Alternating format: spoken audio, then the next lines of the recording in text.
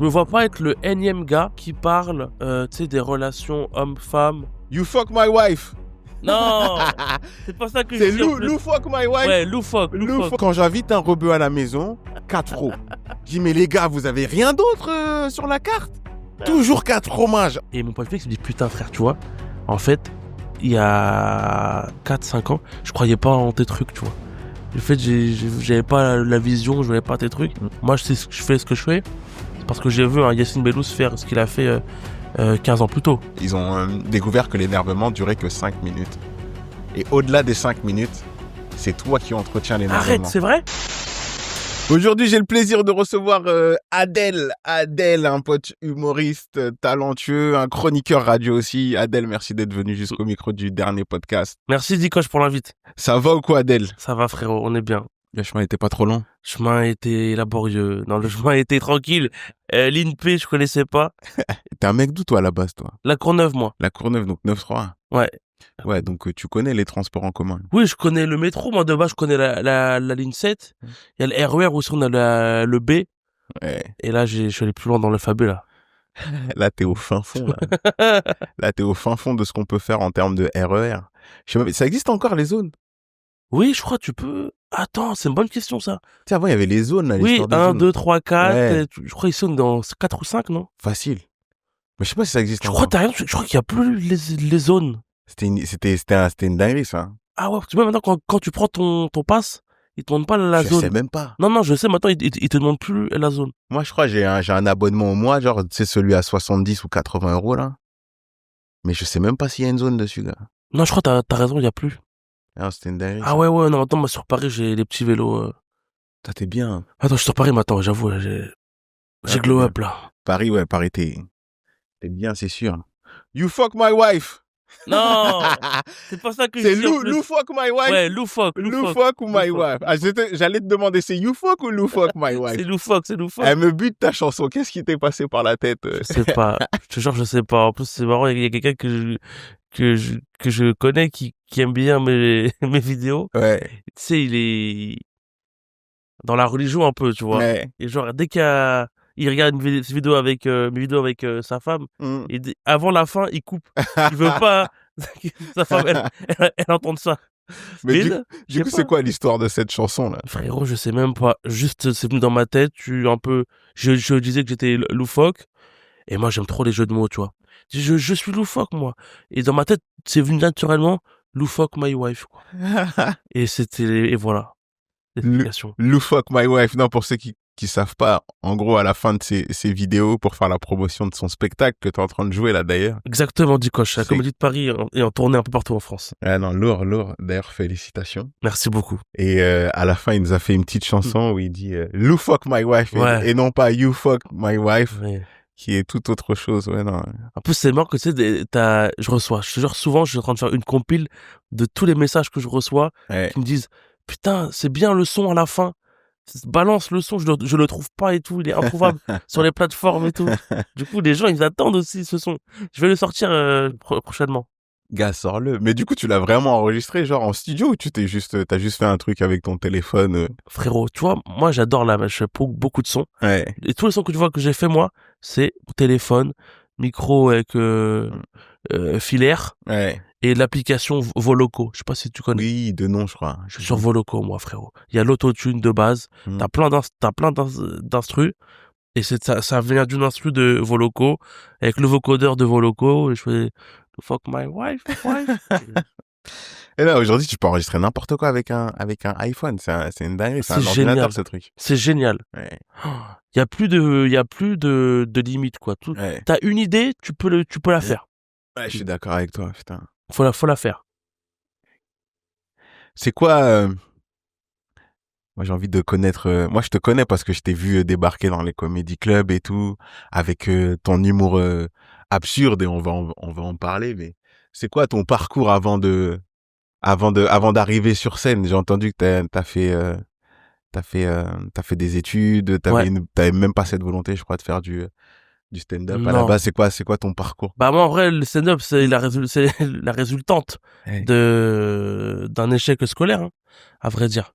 Un échec, Je suis comme allé jusqu'au Master 1, tu vois, de droit. Ça va. Je suis pas en mode ROF, l'école de la rue, quoi. Mais non, tu sais, moi, j'ai fait un truc un peu classique, tu vois, j'étais collège, lycée général, bac ES avant. Bah, maintenant, il y a plus ça, tu vois. Il y a plus, Et ça veut dire économie et sociale. Après, je suis allé à Villetaneuse, à la fac. À la fac, ouais. Tu connais la fac de Villetaneuse? Sûr. Derrière Saint-Denis, là. Oui. Ouais. Tu es déjà allé? Non.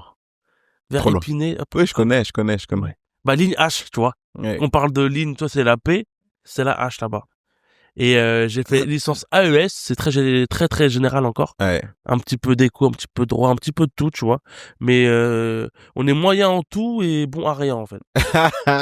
À vrai dire. Tu vois ce que je veux dire, on touche à tout, mais brièvement. Ouais.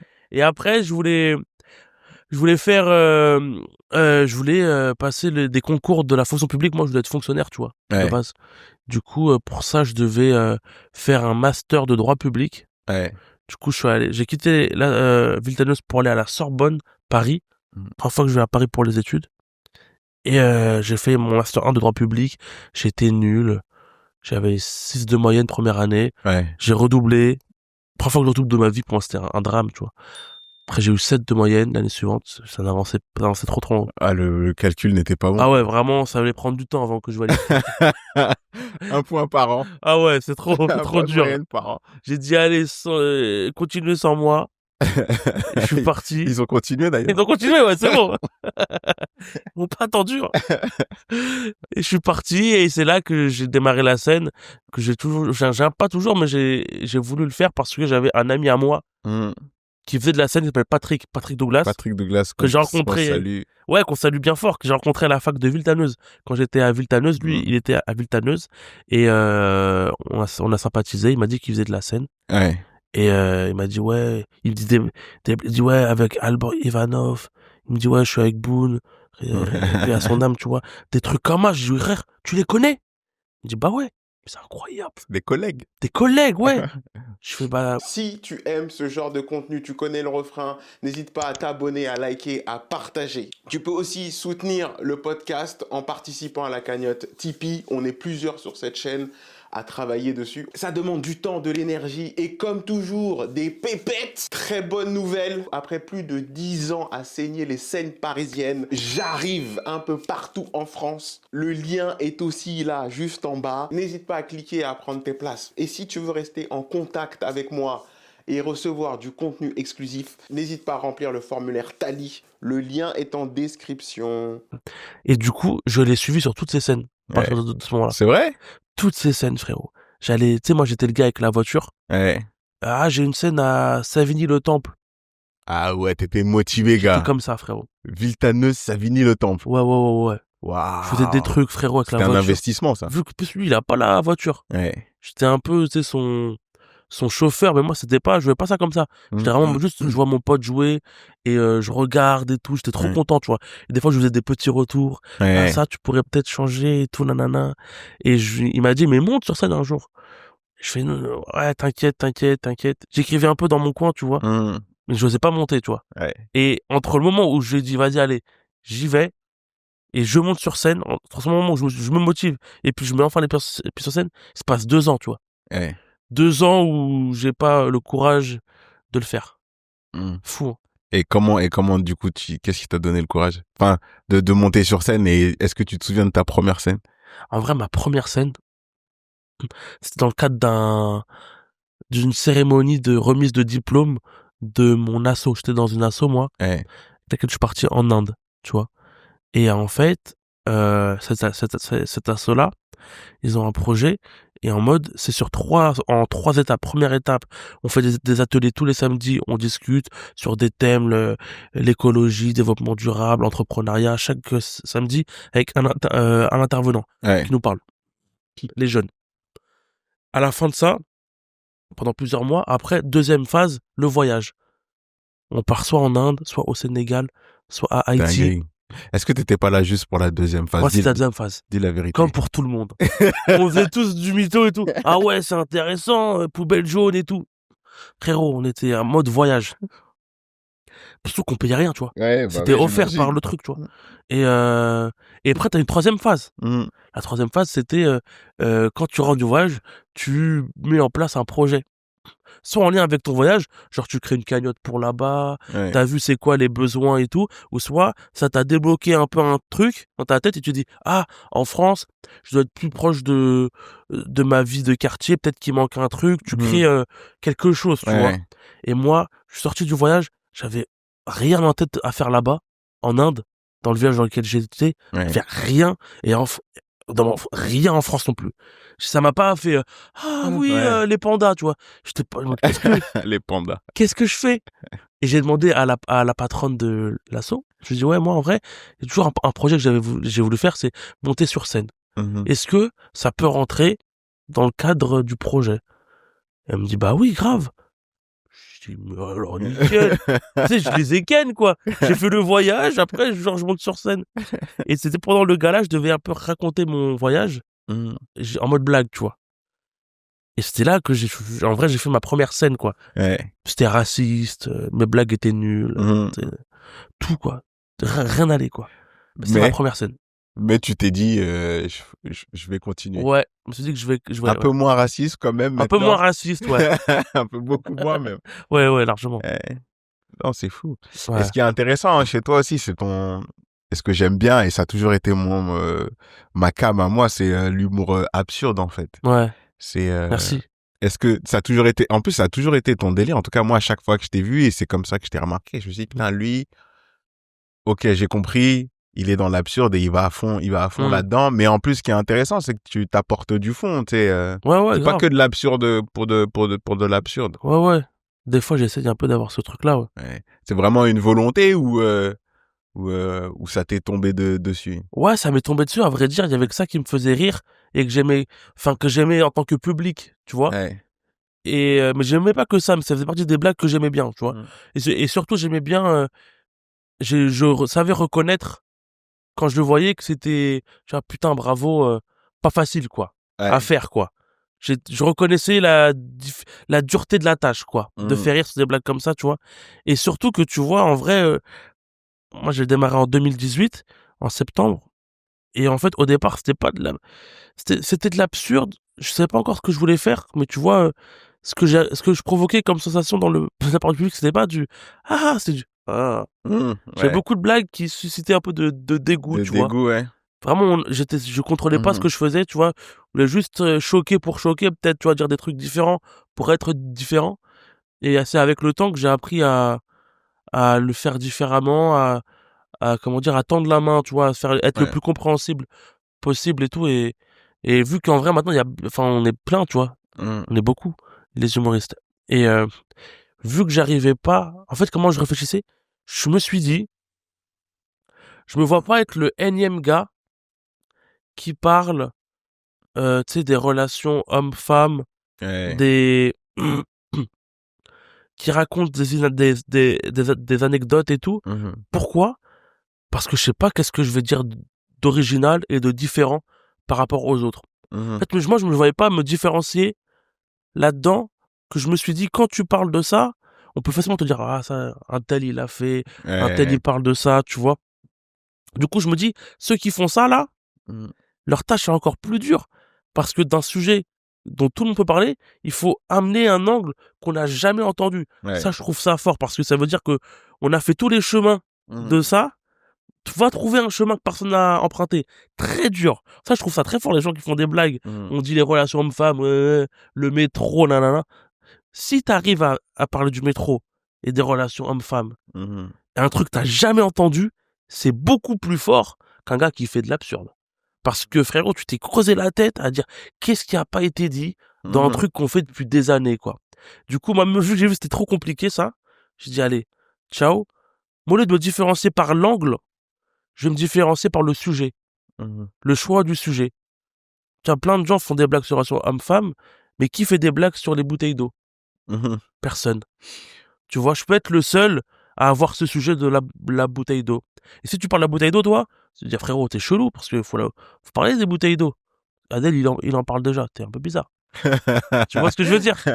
Non, mais moi, je pense que t'es humble parce que en vrai, tu l'as l'angle. Il suffit pas de parler de bouteille d'eau.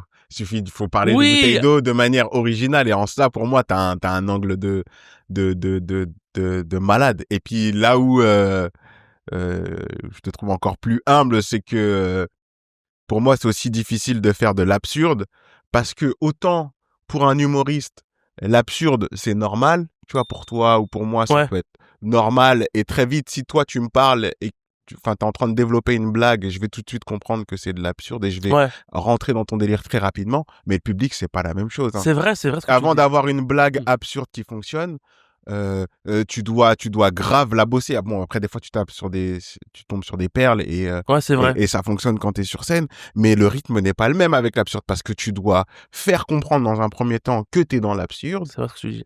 que les gens rentrent dans ton délire. Ouais. Une fois que tu les as fait rentrer dans ton délire, par contre, pour moi cette phase elle est grave difficile, mais par contre une fois que tu les as fait rentrer dans ton délire et qu'ils t'ont compris, là c'est génial. Oui, c'est vrai. Ah, c'est génial.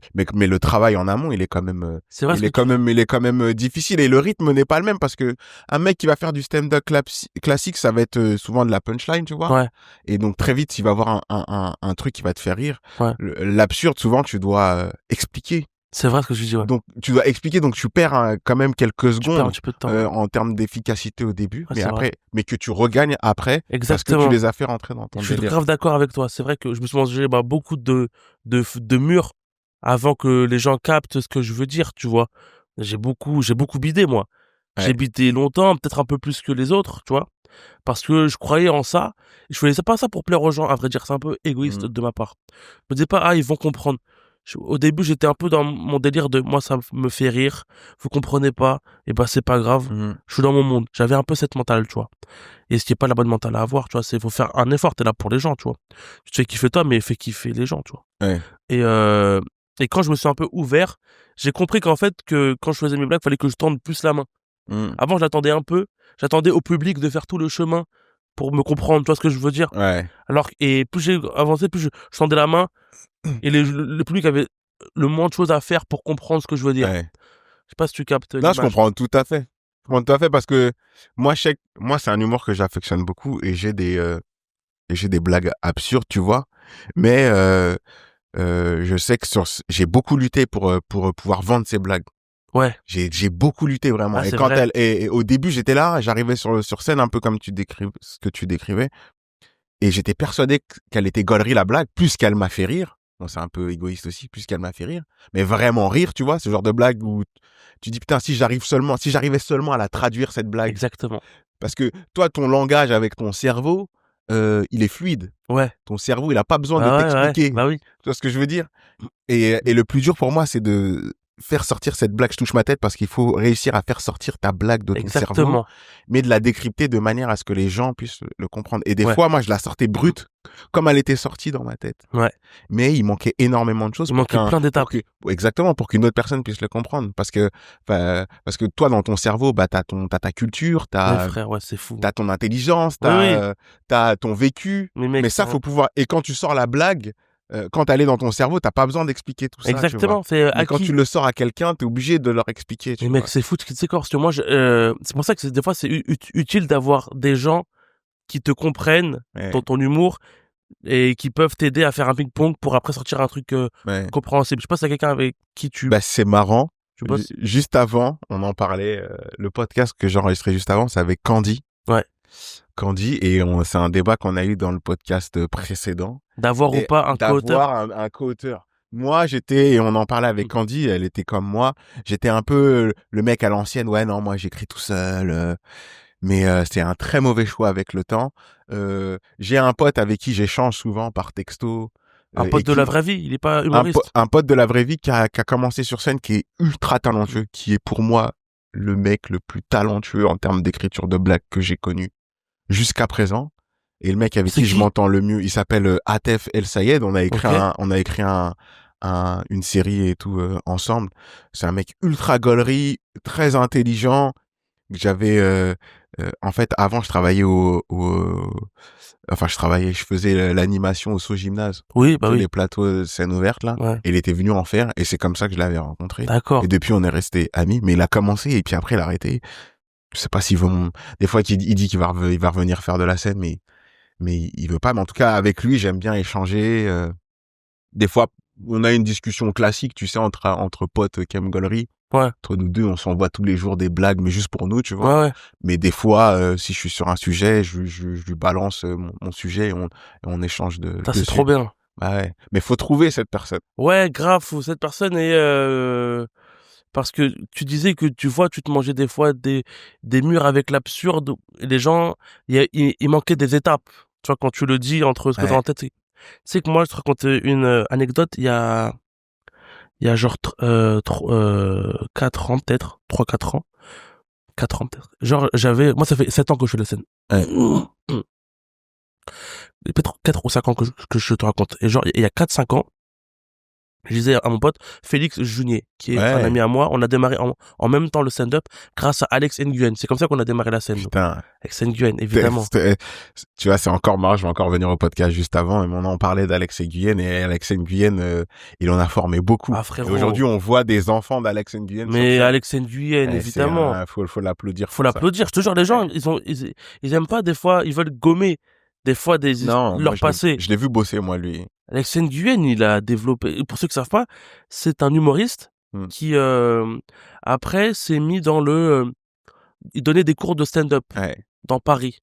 Tu marquais sur Google cours stand-up Paris, premier gars, Alex Nguyen, cours stand-up. Il avait fait le référencement et tout, elle était il est trop fort. Il était très... C'est un businessman. Et bah, tu vois, moi, comme plein d'humoristes, on a démarré par lui. Patrick Douglas, tu vois. Il a démarré, comme ça que j'ai démarré avec Alex Nguyen. Parce que Patrick a démarré par lui. Du coup, il m'a dit, passe par lui. Du coup, j'ai démarré avec Alex Nguyen. Et en cours, j'étais avec Félix Junier, Dimambro, notamment. Il y avait plein de gens. J'étais dans une génération. Wandé, putain, Wandé, Rodrigue aussi, oui, putain. Il y avait Jean-Paul, le Brésilien, je sais pas si tu vois. Ouais. Il y avait... Putain, tous, oui, vous êtes les enfants d'Alex Nguyen, quoi. Ouais, c'est fou, frère. Est-ce que t'as bossé, est-ce qu'il t'a fait jouer au-dessus de la pizzeria de Certes? Ah non, en face du Comedy Club. Non, pas en face du Comedy Club. Oui, j'ai jamais connu cet endroit. T'as pas connu? Non. Ouais, c'était ouais, non, ouais, c'est, ouais. Moi, quand je pense à Alex Nguyen, je pense à ça. Bah non, t'imagines, Alex Nguyen. Au Sonar, non. Au Sonar? Ouais, putain, oui, c'est connu. Alex Nguyen, il a formé des gens dans une salle en haut d'une pizzeria qui était tenue par le futur manager de Nordine Ganso et Certes Mathurin qui est aujourd'hui stand-upper. C'est ouf. Et homme d'affaires. Homme d'affaires, ouais, aussi. Incroyable. C'est ouf, hein. C'est fou, frère. Les connexions, c'est fou dans ce truc-là. Et à ce moment-là, Certes, il savait pas qu'il allait faire du stand-up. C'était un gars qui aimait le slam à l'époque. Exactement. il y avait Stan qui savait pas qu'il allait finir dans le management. C'est fou, frère. Les connexions sont folles. Ouais. Et frère, tu vois, à ce moment-là, quand je démarrais un peu, je parlais à mon pote Félix. On parlait de blagues tout le temps. C'était un peu lui mon gars avec qui je faisais le ping-pong. Et je dis, ouais, j'aimerais bien imaginer une langue. Parce que moi, j'imaginais une langue avec mes potes. Quand on se voyait, même encore maintenant, on dit Tarfakin, Sofakin. Ça veut rien dire. Mais vous comprenez. Kin, Tarfa, Sofa, Mousta, ça veut rien dire. Et ça nous fait rire. Je dis à mon pote Félix, j'aimerais bien faire un sketch où j'invente une langue. Je dis Tarfakin, Sofakin, Moustakin. Félix, il me dit, oh, tranquille, frère. Oh, le foufou. Tu sais, en mode, j'arrive pas à faire comprendre mes idées. Tu vois ce que je veux dire? Tu vois, juste faire ça. Et 3-4 ans plus tard, j'ai écrit un sketch où je me rends compte que j'invente une langue. Tu vois. Mais j'ai oublié que j'avais dit à Félix il y a des années. C'est lui qui me le rappelle ça il y a pas longtemps. Et ce sketch, il marche bien, tu vois. C'est un bon sketch dans mon spectacle où j'invente une langue. Sauf que je dis pas Tarfakin, Sofakin, je dis Fuluk Muluk, Falak Malak, Fuluk Muluk, tu vois. Et mon pote Félix me dit, putain, frère, tu vois. En fait, il y a 4-5 ans, je croyais pas en tes trucs, tu vois. En fait, j'avais pas la vision, je voyais pas tes trucs. Et en vrai, tu t'es fait confiance, t'as fait ton truc. Et ça l'a fait. Des fois, parler aux autres aussi, ça peut te freiner dans tes ambitions. Des fois, ils te remettent les pieds sur terre. Et des fois, tu veux t'envoler. Des fois, tu as des idées qui sont plus grandes que toi. Tu peux pas encore les défendre, mais il faut y croire, tu vois. Du coup, c'est important aussi de pas prendre la parole de l'autre et tout le temps, il faut la challenger, quoi. Les gens, ils sont pas dans ton cerveau. C'est ça. Et c'est pas de leur faute, hein. Ouais. C'est pas du tout de leur faute. Et moi, je suis convaincu qu'à partir du moment où bah t'es convaincu de ton idée et que tu peux l'emmener très loin si vraiment tu y crois et que la parole est créatrice, tu vois. Ouais, grave. Mais oui, non, elle est folle cette anecdote. Ouais, je suis tout à fait d'accord avec toi. L'absurde, c'est un délire. On n'est pas beaucoup. Ouais, pas beaucoup. On se connaît, on a un groupe WhatsApp. Je rigole. Ceux qui font de l'absurde, on se parle entre eux. En vrai, je peux te le citer, hein.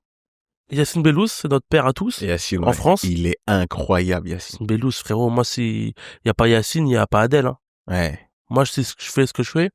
C'est parce que j'ai vu Yacine Bellous faire ce qu'il a fait 15 ans plus tôt. Yacine, il est incroyable. Il est, pour moi, il fait partie des GOAT de notre génération. Bon, pour moi, je vais pas dire sous-estimé parce que nous, on le sous-estime pas. Ouais, grave. Mais il est incroyable et il sort des spectacles régulièrement. Ouais, c'est mis dans un challenge d'en faire un par an pendant 3 ou 4 ans, ouais. C'est fort. Moi, je le vois bosser, je le vois emmener.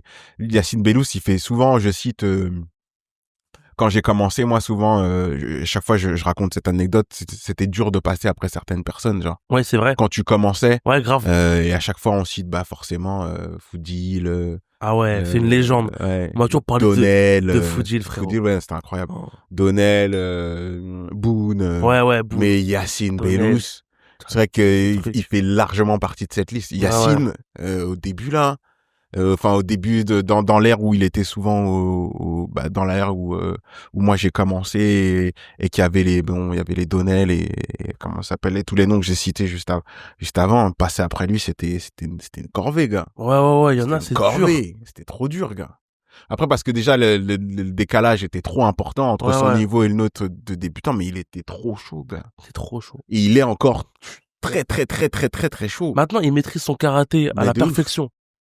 Peut-être avant, moi, j'ai pas connu quand il se cherchait, tu vois. Moi, je l'ai pas connu quand il cherchait, j'ai toujours connu chaud. Il s'est toujours trouvé. Bon, on l'a toujours connu, il sait ce qu'il fait, comment le faire, quand le faire. Et c'est trop fort, frère. C'est trop fort. Il est à l'aise maintenant avec qui il est. Et aussi, il a grandi en tant qu'humain, j'ai l'impression aussi, Yacine, tu vois. Et maintenant, c'est un Yacine qui sait où est-ce qu'il va, quoi. J'ai l'impression. J'ai la chance de l'avoir en vrai, je veux dire, dans mon entourage maintenant. Yacine, j'ai cette chance-là de, s'il y a des questions, je peux l'appeler et tout. C'est un mec en or, quoi. Et c'est une crème. Au-delà d'être fort, il est gentil, quoi. Très très gentil. Mais tu sais, t'as des gens, quand tu les vois sur scène, ils t'aspirent quelque chose. Ouais. Lui, justement, quand tu le vois, c'est la gentillesse. Et il est vraiment comme ça dans la vraie vie. Ouais. Après, t'as des gens, tu les vois sur scène, t'as l'impression qu'ils sont sympas. Et tu les vois en off, c'est différent. Et des fois, ils sont pas sympas. Ouais. Ils le sont. Ils sont pas sympas. Mais lui, c'est une crème. Ouais, non, on se croise souvent là en ce moment. On aime bien parler de nos soucis de producteurs, de vidéos et tout là. Parce que vous êtes en Indé tous les deux. Ouais, tous les deux. Ouais. Donc, mais ouais, non, je l'aime beaucoup. Gros big up à lui. Tu mets qui d'autre dans la liste du coup? Dans les absurdes, je te mets avec la nouvelle Bah déjà il y a Dedo. Dedo, il est absurde. Dedo et Yacine, ils viennent ensemble. C'est des frères. Je te mets aussi là-dedans, dans les nouveaux. Je te mets Elliot Doyle. Ouais. Je te mets Nadim. Oui, Nadim. Nadim, cheveux longs, ouais. Je te mets Wham. Je crois. Dans ceux qui sont un peu là. Là, il y a des nouveaux qui arrivent aussi. Là, je trouve que je parle comme un ambiance, mais là, encore ceux qui ont démarré il y a 1 an ou 2 là, il y a des gens full absurdes, hein, dans ceux qui arrivent. Ouais. Je vois des Lucas Gara. Je sais pas si tu vois qui c'est. Non, je vois pas. Putain, mais je vais regarder. Ils ont un spectacle avec Veufla. C'est 2 humoristes qui ont démarré il y a quelques années et c'est full absurde leur spectacle aux deux. Allez les voir et tout, ça c'est vraiment cool, faut que j'aille voir. Mais ouais, t'as plein de gens absurdes maintenant, c'est fou. C'est la nouvelle. J'ai l'impression il y a des modes dans le stand-up et là on est dans la mode de l'absurde. Ouais, tu penses? Je me rends quand je regarde des fois des trucs sur scène de gens qui de base font pas de l'absurde. C'est fou de. Normalement, tu fais pas ça, toi. Ouais, je vois ce que tu veux dire. Ok, d'accord. Tu sais, quand t'as eu Paul qui a pété, il y avait une faisait vibe du Paul. un peu Paul, Ouais, je vois ce que la tu veux dire. manière de parler et tout. Ouais. Roman, les gens Ouais. commençaient à gueuler sur scène, ils faisaient Ouais. comme ça, gna, gna. Ouais. Et peut-être que là, peut-être que frérot, peut-être je suis un fou, hein, Mm. mais je vois beaucoup plus d'absurde qu'avant. Non, si, c'est vrai qu'il y a des modes. Si, t'as raison. Les gens font ce qui fonctionne. Après, faut faire ce qui te ressemble, moi, je Oui. pense. Attends, je suis pas en train de dire que je fais de l'absurde, ça marche, tout le monde fait de l'absurde Non, pour j'ai suivre pas Adèle, compris hein. ça. Mais juste en général dans une période de l'absurde là. Et le Ouais, public aime ça en fait. ouais, mais c'est. J'ai Oui, l'impression. non, mais ça, c'est comment dire, il y a plusieurs cordes sur l'arc de la comédie, j'ai envie de te dire, et du stand-up, et ça en fait partie. Grave. Après, effectivement, c'est la vie, en gros. C'est comme la Air Max. On Exactement. va l'utiliser pendant un certain temps. Après, elle va être passée de mode et elle va revenir. Et je pense que c'est un peu la même chose pour notre art. Non, c'est fou. Ouais, tu fais comment? Toi, tu bosses comment? Tu pars d'un mot, tu pars d'une situation. Là, je me posais la question là, et c'est marrant, j'étais en train de réfléchir à l'humour absurde et de ta venue, tu vois, dans le Podcast. non, oui, dans le podcast, mais j'étais dans la voiture et j'écoutais la radio, et à un moment, t'as une news qui disait qu'un mineur avait été tondu, dans un centre. Je me dis, waouh, c'est quoi cette information? J'arrive pas à la digérer. Et quand j'ai entendu mineur, pour moi, c'était mineur, un mineur, tu sais, Mineur de fond. Ouais, ou mineur dans les Dans les mines. Dans les mines. Ouais. Je dis, mais c'est quoi cette histoire? En fait, non, mineur, s'il parlait d'un mineur, un moins de 18 ans, en fait. Ah ouais, ok, putain, même moi, je Tu l'avais vois, pas, frérot. on est d'accord. Et elle m'a fait bugger cette information. Et je me suis dit, putain, ouais, c'est une sacrée situation absurde, ça. Hein. Ouais. Et rien que le fait de réaliser qu'on utilise mineur pour dire la même chose, enfin pour dire deux choses totalement différentes, tu vois ce que je veux dire? Bah frère, moi ça vient de là. Ouais. Moi je suis dans la même. Ça c'est totalement frérot, Fugazi. c'est exactement ça. J'ai dit, mais elles sont encore une fois, moi c'est marrant parce que ces blagues, je les kiffe de ouf. Je n'ai peut-être moi dans ce que j'ai produit depuis peut-être j'ai dû en avoir 4 pas plus, hein, je peux les compter. Ça c'est marrant. Parce qu'elles sont moi ça m'a fait gaulerie. Mais c'est tellement dur de ramener les gens là-dedans. De leur faire comprendre. Et ça prend du temps. Et quand des fois, toi, après, ça dépend ce que tu recherches. Quand sur le temps long, c'est génial. Sur un spectacle, par exemple, ça, c'est les blagues, je vais les ressortir, par exemple, sur un spectacle. Mais sur un plateau, j'aurais peut-être moins j'ai pas les cojones, mais j'aurais peut-être moins envie, peut-être, des fois, d'aller développer ce genre alors qu'elles sont archi gauleries, tu vois. Une fois que t'as réussi à capter l'angle. Mais tu sais, je pense que c'est quoi aussi qui aide les gens à comprendre ces blagues-là? C'est au-delà du texte, c'est la personne qui l'a dit, qu'est-ce qu'elle dégage. Ouais. Tu vois, si t'es un gars qui dégage une connaissance, une intelligence sur le monde qui l'entoure et tout, tu dégages le gars érudit. C'est très dur après de faire rire les gens sur un truc un peu bébête. Ouais. Dire qu'est-ce qu'il raconte? Le gars, il nous parle de la géopolitique au Moyen-Orient et il dit mineur. Ça n'a pas de sens. Tu vois ce que je veux dire ou pas? Tu peux pas jouer sur deux tableaux, j'ai l'impression. Moi, ce que je dégage sur scène, je te dis ça parce que c'est en posant la question, la suite d'un exercice d'Alex Nguyen, d'ailleurs, qui nous a dit de faire. Il a dit, demandez aux gens de votre entourage 3 mots qui vous définissent. On te dit Adèle, qu'est-ce qui t'évoque? Adèle. Dikosh, quand tu me vois, 3 mots qui ressortent. Et moi, ce qui revenait beaucoup, c'était candide, naïf. C'était les 2 mots qui ressortaient le plus. Et de là, c'est un peu le clown que t'es. C'est des traits que tu dois un peu exacerber. Tu vois, le côté naïf et candide. Et moi, c'est un peu ça que j'ai sur scène. Ce côté grand enfant, tu vois, et c'est pas un personnage, tu vois, c'est vraiment que je suis dans la vie. Tu sais, moi, je suis pas renseigné sur ce qui se passe dans la société, frérot, j'arrive pas, ça me met mal. Je regarde pas ça. Moi, j'ai ce côté enfantin, tu vois. Et c'est pour ça que ça aide, je pense, à faire comprendre des blagues un peu bébêtes, quoi. Un peu de l'imaginaire, tu vois. Ça aide. Que des fois, t'en as qui te disent, oh, je comprends pas. Mes blagues, des fois, ne marchent pas. Quand je fais des blagues absurdes. Mais c'est parce que je ne dégage pas cette vibe-là aussi. Et ça fait un peu, il se fout de notre gueule. Je vois le délire. On peut pas le croire. Il fait genre qu'il sait pas distinguer machin de machin. Ouais. Non. Mais après, il y a une chose, sur l'absurde aussi, c'est moi ce qui m'a débloqué. Des fois, c'est aussi la structure. Comment tu l'apportes aussi Ouais. ton histoire en fait. Moi, ça m'est arrivé genre de changer juste l'ordre d'un mot et Ouais, d'avoir bah une oui. réaction totalement différente, tu vois. Ouais, ouais, grave. Ça joue aussi. Mais moi, je suis comme toi, comme t'as dit là tout à l'heure, avec mineur. Moi, tu m'as demandé comment j'écris. Moi, c'est un peu j'avoue, c'est les mots me font rire. Ouais. Dans leur sens, leur signification et tout. Des fois, une phrase, comme t'as dit, que tout le monde accepte. Et moi, je dis, attends, mais c'est fou, là. C'est pas logique, ça. C'est pas logique, ouais. Et c'est ce que j'aime bien aussi, moi. Pointer un peu les incohérences dans laquelle on vit et ça parle à tout le monde. Ouais, et on la questionne plus, quoi. On l'a acquis, tu vois. Il y a pas longtemps, j'ai fait une vidéo, un facecam, j'ai pas encore publié, tu vois. Et genre, dans la vidéo, je parle d'un truc qui m'est arrivé. On en parle en plus. C'est en vie. Et la vidéo après, je dis, c'était pas prévu. Je dis, je suis à fleur de peau. Je dis, mais il y a pas de fleurs sur ma peau. Ça veut rien dire, tu vois. Et en le disant, fleur de peau, je me dis, ouais, c'est bizarre, à fleur de peau. Ouais, ce genre d'expression. Pourquoi? Ça veut dire, je suis tendu, quoi. Et si t'as des fleurs sur ta peau. Bref.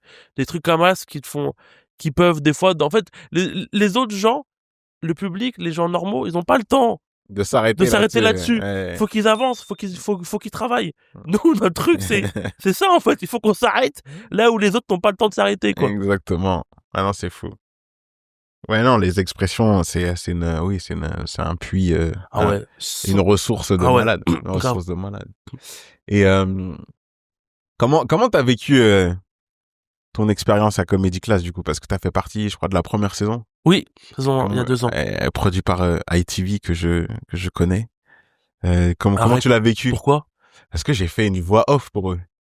Ils avaient besoin d'un humoriste pour faire des vannes sur un programme qui s'appelait Love Island. Oui. Et ils cherchaient un stand-upper et tout. Arrête. J'avais fait une saison en fait avec eux. Et c'est comme ça que je les ai découverts. Et je me souviens même, ils m'en avaient parlé de ce programme Comedy Class. Incroyable, je savais avant tout le monde. Et je savais, ouais. Souvent, je posais la question. Et oui, non, du coup, moi, je t'ai vu du coup dans l'émission. Mais toi, tu l'as vécu comment, du coup, cette... Moi, j'ai eu que du positif sur ça. Moi, la vérité, ça m'a ramené des gens dans la salle, sur les réseaux, qui m'ont suivi après, qui ont eu envie de prendre leur place pour venir voir le spectacle. Vraiment, que du positif de Comedy Class. Que du positif. C'était peut-être un peu difficile physiquement, la fatigue.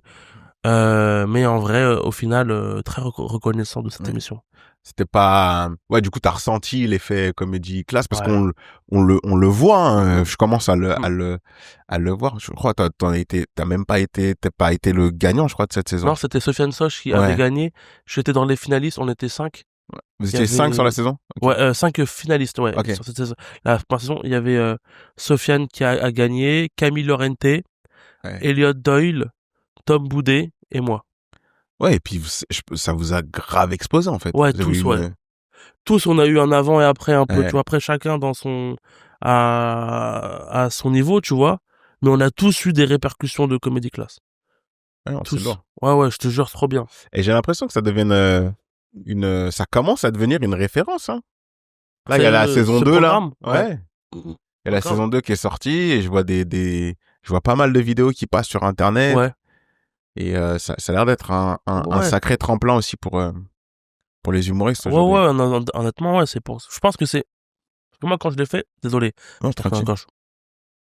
Quand je l'ai fait, on n'avait aucune idée ou info ou image de ce que ça allait être, tu vois. Il y avait un peu ce truc de dans quoi on met les pieds et du coup, il y a plein de gens à qui ils ont proposé de base qui ont décliné.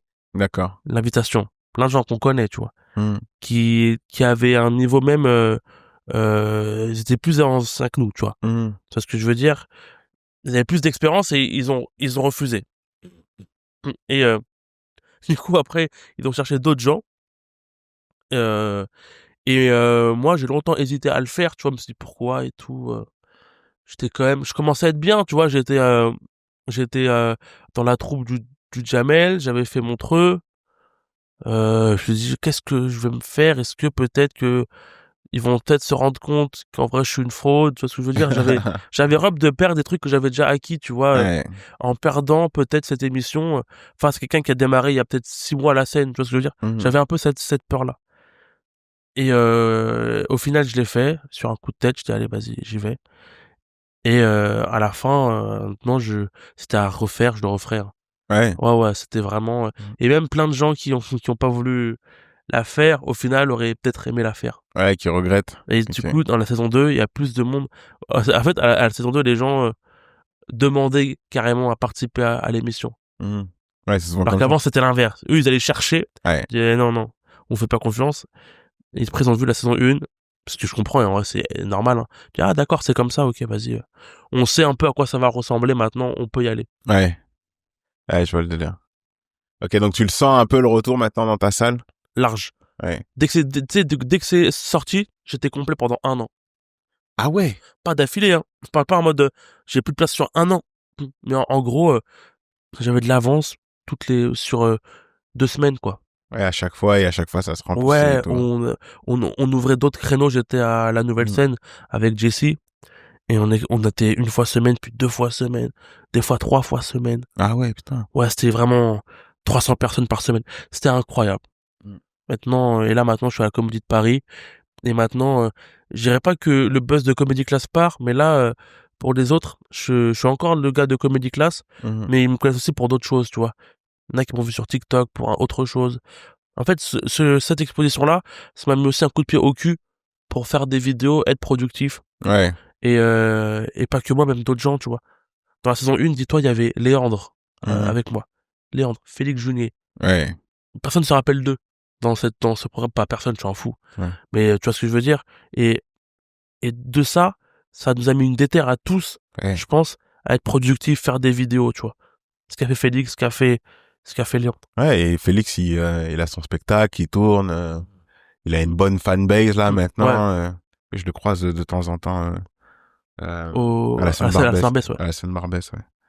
Ouais, non, c'est lourd. C'est lourd, c'est quand même je trouve que t'as un beau parcours et qu'il s'est passé quand même beaucoup de choses en cette année, en fait. Ouais, j'avoue, c'est vrai. J'avoue, Dikosh, c'est vrai.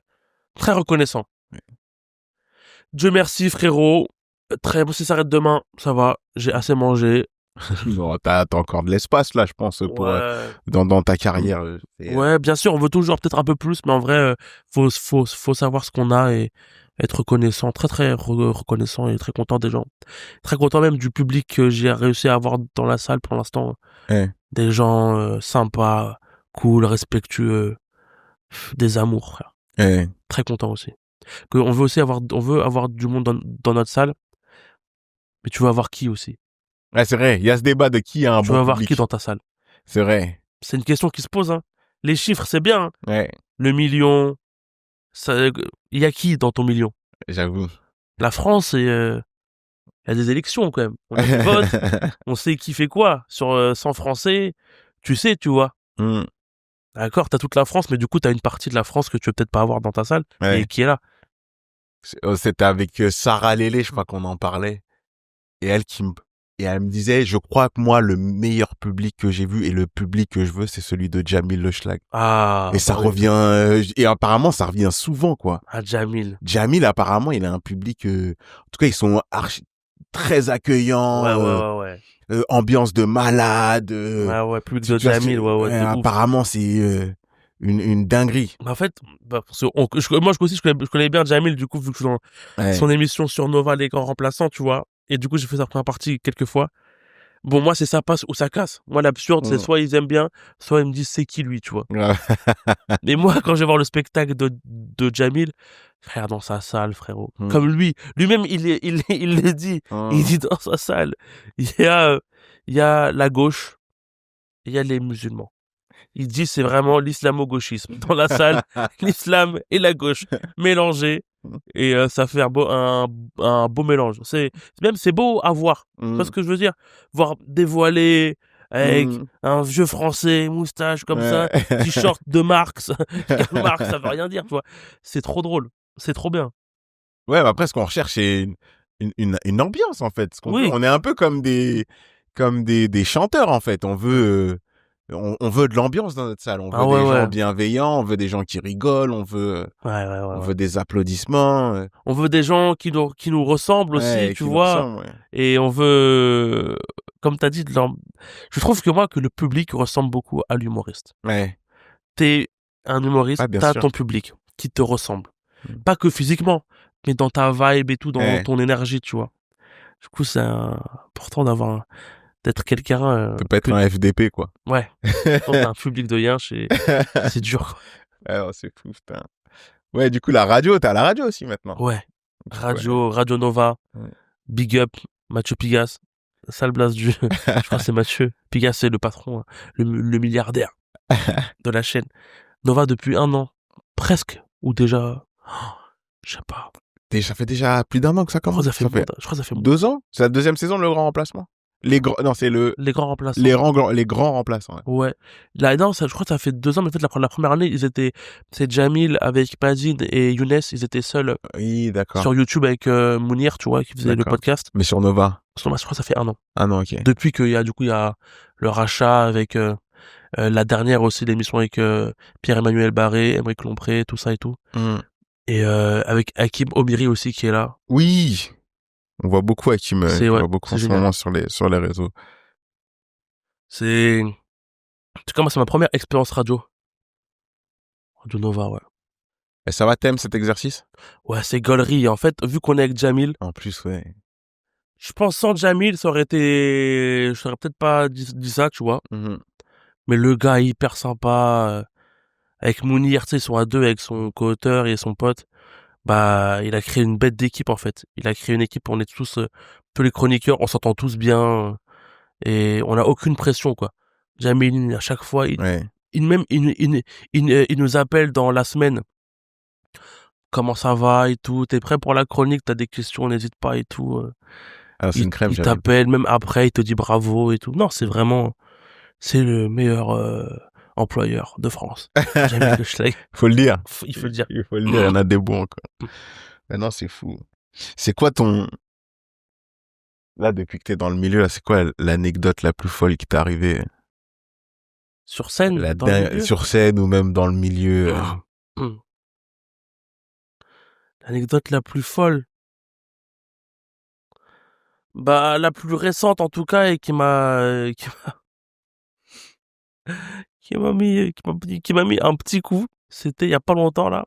C'était au spectacle. Je sors du spectacle. J'avais invité 2 personnes, tu vois, qui m'avaient croisé dans la rue, qui m'avaient offert une bouteille d'alcool. Je bois pas, mais ils m'ont dit on fait du vin et tout. Tiens, on aime ce que tu fais. Donne une bouteille. Je dis bah merci. Je donnerai à quelqu'un et je vous offre des places pour mon spectacle quand vous voulez et tout. Je les ai invités.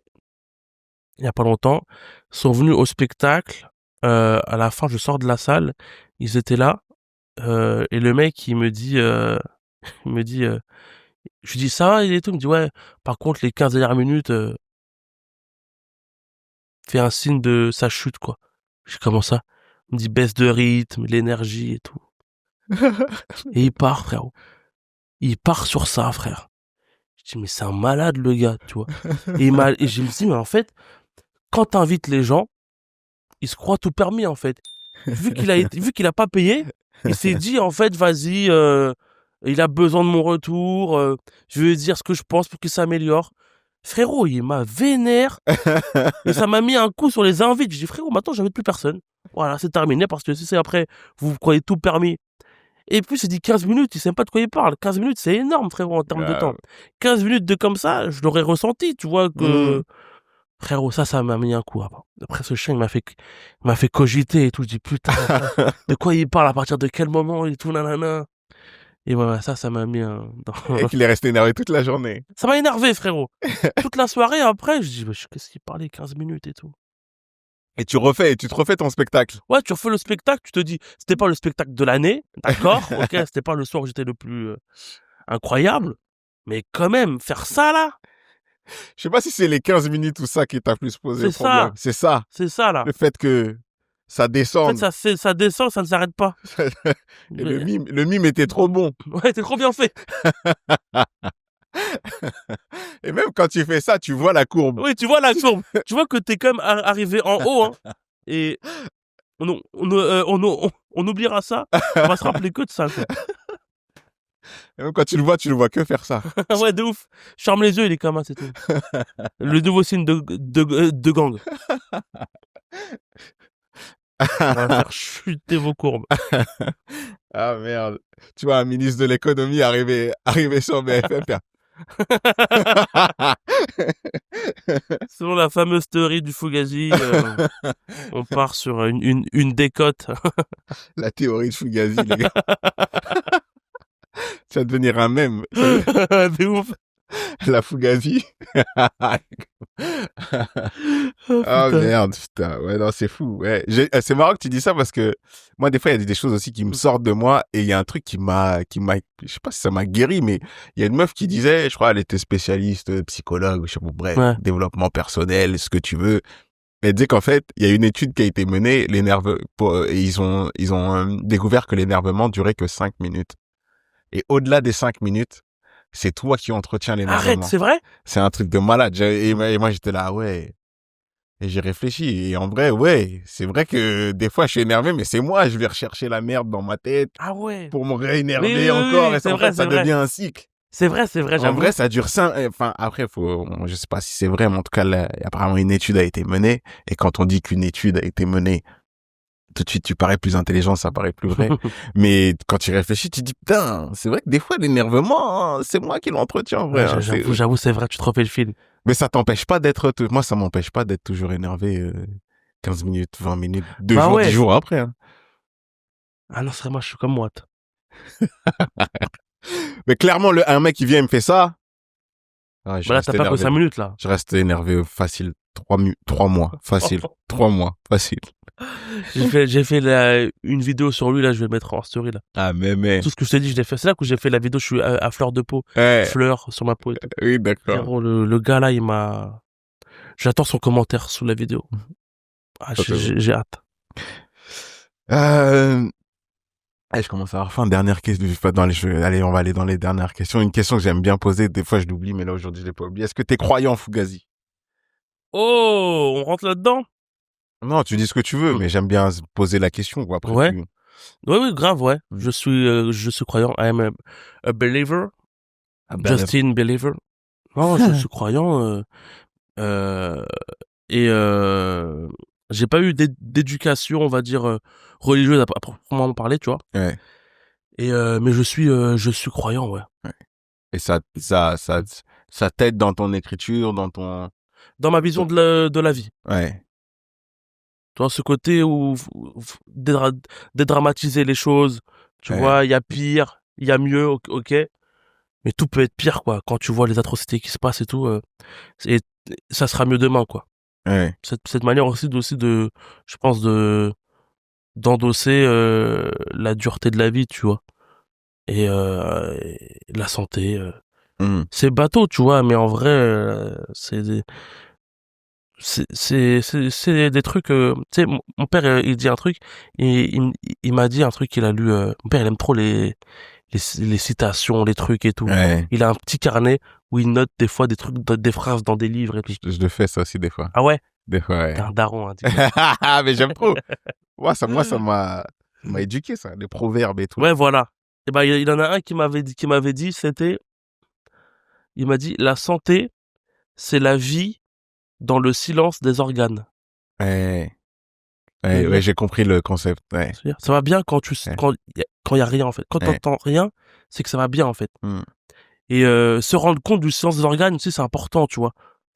J'entends rien de moi, il faut le conscientiser, tu vois. Et être reconnaissant de pas avoir à se plaindre, tu vois. En vrai, c'est ça que ça m'apporte aussi. Ah non, c'est lourd. Ouais, c'est bien de le dire aussi des fois, tu vois. Et dernière question. Après, les gens savent, ici, on fait un podcast, après on va bouffer une pizza. Ah, les gens le savent? Ouais, avant même, je la filmais, la partie pizza. Maintenant, bon, t'as vu, là, je suis seul, donc je vais pas filmer la partie pizza, mais tous mes potes rebeux qui viennent manger à la maison, c'est toujours 4 fromages. C'est quoi vrai l'histoire du Maghreb et la 4 fromages? Est-ce que quelqu'un peut me dire, sans exception, quand j'invite un rebeu à la maison, 4 fro. Je dis, mais les gars, vous avez rien d'autre sur la carte? Toujours 4 fromages. En plus, les fromages, ils viennent même pas du Maghreb. Tu vois ce que je veux dire? C'est peut-être là où on comprend que vous êtes vraiment des mecs du Sud, tu vois. Ah putain! C'est quoi cette histoire avec la 4 fromages? Tout le temps 4 fromages. Tu vas démarrer en Charman, oui, un seul et tout. Pourquoi? Les gens veulent savoir, mon frère. Les gens veulent savoir. Les gars, c'est incroyable. C'est vrai. Les gars, Gars, je fais une étude. Sparrow, il est venu, 4 fromages. Mon pote Farid, il est venu, 4 fromages. Qui d'autre encore est venu? Tariq est venu, 4 fromages. Tout le monde! Mais je dis, mais tu sais, limite, je te pose la question, mais je sais ta réponse. Incroyable. Je dis, quand tu m'as envoyé 4 fromages, je me suis dit, bah oui, la base. Limite, tu comprends. Pour moi, c'est une indication. Tu sais, que tu comprends les gens par ce qu'ils mangent, par leur pizza. Ou par... Je dis, mais c'est quoi ce délire? Qu'est-ce qui se passe avec la 4 fromages? Bah, je pense parce que c'est la sécurité. Plat du pied, sécurité. Tu sais pas, il y a quelle viande. Tu sais pas. Moi, le saumon, des fois, c'est trop salé. Et moi, j'aime bien des trucs bien chargés. Tu sais, pommes de terre. Tu sais, les paysannes. Tu sais, les fameuses pizzas paysannes. On te met tout. Pommes de terre. Il y a des. Ouais, y a de la moi, viande j'aime là. trop. Mais quand tu sais pas s'il y a, 4 fromages. J'adore ça. Moi, j'aime trop le fromage. Je suis un gars du fromage. Moi, je préfère, limite, je préfère les pizzas base crème plutôt que base tomate. Moi aussi, je commence à beaucoup aimer les pizzas à base crème. Ouais, c'est le côté gros sac un peu, tu vois. Mais surtout l'hiver, après, c'est réconfortant, gars. C'est vrai. Parce que tu vois, moi, la margarita, apparemment, c'est la mainstream, la margarita. Ouais. Mais je trouve, vas-y, il y a rien dedans, tu vois. Il y a que de la tomate. Ils mettent un peu de fromage. Au moins, 4 fromages.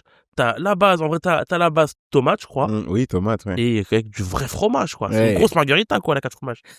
D'après moi. Après, pardon? D'après moi, c'est ça. Oui, d'après toi. En vrai, la 4 fromages, c'est une margarita respectée, quoi. Je veux dire.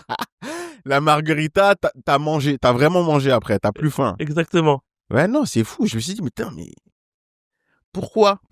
Et vraiment, je me suis réveillé dans la nuit, mais je voyais des 4 fromages. C'est comme toi avec ce signe-là, tu vois. 4, j'ai dit, mais c'est quoi l'énigme? Pourquoi? Dites-moi. Mais c'est vrai qu'il y a un truc de sécurité si t'es pas sûr de la viande ou ce genre de truc. Ouais, voilà. Tu prends la 4 fromages. Tu prends la 4 fromages. Mais ça reste quand même, comment dire, 4 fromages. Oui. Il y a un truc, moi, que j'arrive pas à comprendre dans la 4 fromages, c'est comment ça se fait que vous aimez tous les fromages forts, tu vois? J'avoue, les fromages forts. J'avoue, c'est vrai. Parce que même si c'est sécurité, c'est pas tant sécurisant. C'est vrai, c'est vrai. Moi, une 4 fromages, c'est risqué. Vrai. La sécurité, c'est la margarita. Sécurité, c'est la margarita, c'est la base mozzarella, sauce tomate. Ouais, voilà. Moi, je suis un gars, moi, j'adore le roquefort. C'est les fromages qui puent, là. Mais c'est ça qui me tue. Et tu vois, et dans ça, et on va rentrer dans la politique, c'est quand je vois tous les rebeux qui me commandent des 4 fromages avec des fromages qui puent, je dis, il n'y a pas plus français que les rebeux, c'est pas possible. Ils mangent plus de fromage qui pue que les blancs qui viennent chez moi. Les blancs qui viennent chez moi, c'est toujours, ils veulent de la viande, reine. Je dis, ok. Bon, franchement, vous respectez le terroir. Après, bon, le gorgonzola, je crois, c'est italien, je crois pas. Mais c'est quand même un fromage qui pue. Enfin, il schlingue tous les fromages. J'aime trop ça, frérot. On aime trop ça, nous. On aime trop le fromage. Je dis, ouais, en vrai, vous êtes tous des vrais Françaois. Bah oui, ben oui. Grand remplaçant. Vous faites même mieux. Mieux que. On a pris, on a même toutes les pizzerias chez des Ziantes maintenant. C'est des Tounsi ou des... Ouais, non, c'est fou, putain. Ouais, non. Ok, merci. En tout cas, tu m'as apporté une réponse. Donc, c'est soit sécurité. Ouais. Ou soit parce que voilà, vous aimez trop les fromages qui puent, quoi. Exactement, ouais, c'est ça. Ouais. Ça nous rappelle notre enfance. Oh. Je sais pas la suite de la phrase, mais notre enfance, avec les chaussettes sales et tout. Adel Fugazi, merci d'être venu. Adel Fugazi. Merci Dikoche pour l'invitation. Ouais, elle refait un coup de pub pour ton spectacle, parce qu'il fallait le voir. J'ai mon spectacle à la Comédie de Paris. Ça sort quand le podcast d'ailleurs? Là, dans le mois, je pense, ou décembre ou janvier, je pense. Ok. Janvier, je passerai du coup à partir de janvier les mardis et mercredis à la Comédie de Paris et puis en tournée partout en France. Voilà. Ah, génial. Merci. Fugazi, Adel, merci d'être passé. Merci. Let's get it!